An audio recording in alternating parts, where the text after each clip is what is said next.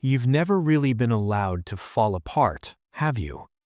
Your strength isn't just something you have, it's a place where everyone else stores their fragility. Stay with me, because if you're the person who is always holding it together for your family, your friends, your team, what you're about to hear will explain the specific, silent exhaustion you carry. The one that doesn't feel like regular stress. It feels like a fundamental depletion, layer by layer, year by year.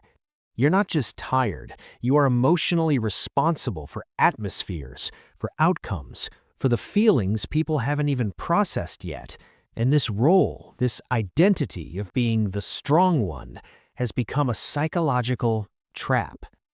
Let's start with the mechanism. It begins, as it often does for people like you, with perception.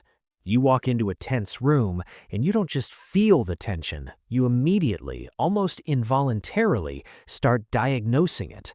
Who's upset with whom? What's the unspoken conflict? And crucially, what can you do to resolve it or ease it? This isn't being controlling. It's your cognitive and emotional intelligence operating at full capacity. A 2022 study in the Journal of Personality and Social Psychology called this hyper-vigilant socio-emotional monitoring. In plain terms, your brain is running a constant background scan of the emotional and social landscape, identifying threats to stability. For others, this is a conscious effort. For you, it's a default setting. And so, you step in. You mediate with a gentle joke. You ask the question that diffuses the bomb. You volunteer for the extra task to prevent a future crisis. Each time, it works. The system stays stable. You get a quiet internal reward. Chaos averted. But you've also just reinforced a devastating lesson to everyone, including yourself. You are the stability. This is where we move from action to identity. The strong one is no longer just a thing you do, it's who you are in the eyes of your world, and therefore who you must be for yourself. Psychologists call this enmeshment, where the boundaries between your own emotional state and the emotional state of the systems you're in become blurred. Your worth becomes tied to your utility as a pillar. Your love becomes expressed through problem solving. Your anxiety spikes not when you are failing, but when you sense the system might fail. This creates a relentless pressure. You cannot afford to be unstable because so much seems to depend on your stability. Think of the last time you felt truly overwhelmed. Did you let it show?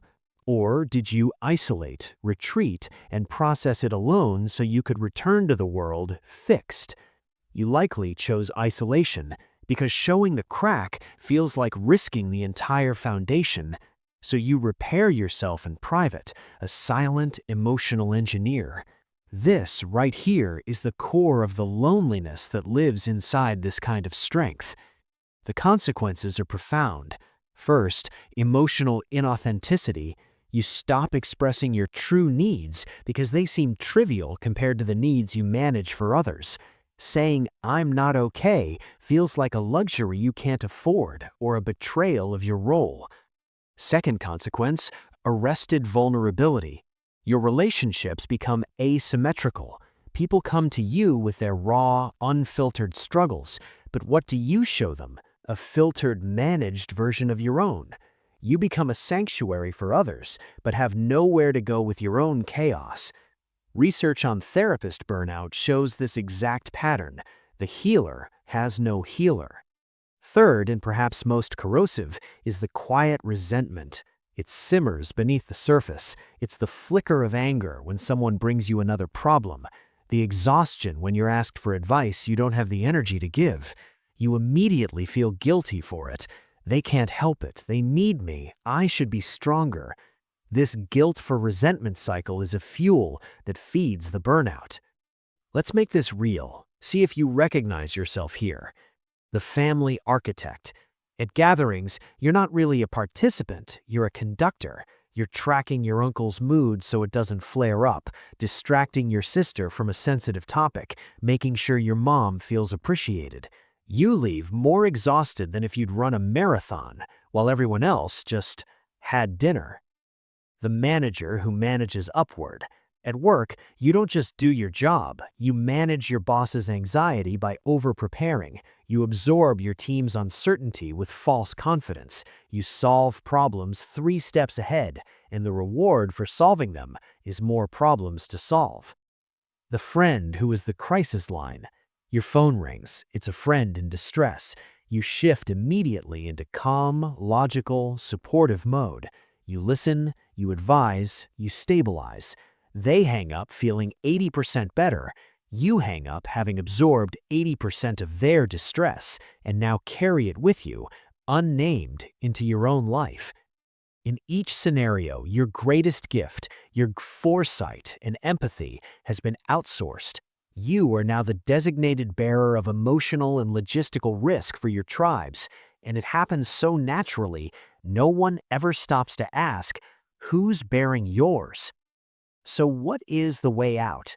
It is not dramatic collapse. It is not a sudden violent rejection of your responsibilities. That would terrify you and your world. The path begins with a simple, internal reframing.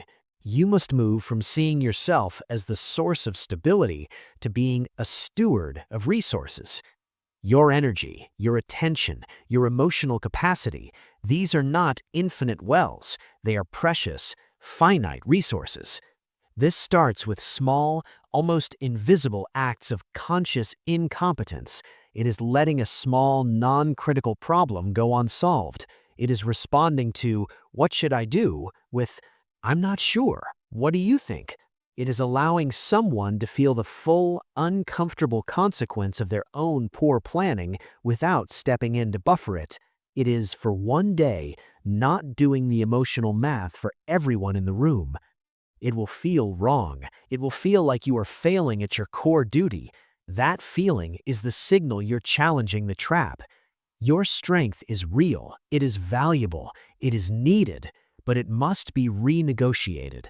The goal is not to become weak. The goal is to make your strength sustainable, to allow it to be human, fallible, sometimes weary, and in need of replenishment. To build relationships where you can sometimes be the one leaning without the entire structure shaking. This begins by confessing, if only to yourself, I am not the foundation. I am a person standing on the same ground as everyone else. The world you hold up will not collapse if you let your arms tremble for a moment. In fact, it might finally notice the weight you've been carrying. And that noticing is where true connection, the kind that nourishes you instead of draining you, can finally begin. If you saw your own reflection in this today, tell me in the comments. It matters. This series exists for these conversations.